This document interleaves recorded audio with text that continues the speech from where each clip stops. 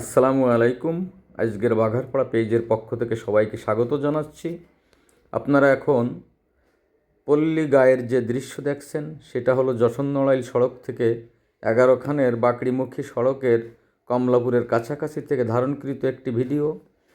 গ্রামের মাঠের মাঝ দিয়ে চলে যাওয়া রাস্তাটি বিস্তীর্ণ ফসলের ক্ষেত, দুপাশে বিস্তীর্ণ সবুজ আর পানির অপূর্ব দৃশ্য। গাছের সারি ছায়া ফেলেছে, পরিবেশটা নিস্তব্ধ, শান্ত আর মনকে প্রশান্ত করে। সত্যই দৃশ্যটা দেখে প্রাণ জুড়িয়ে যায়।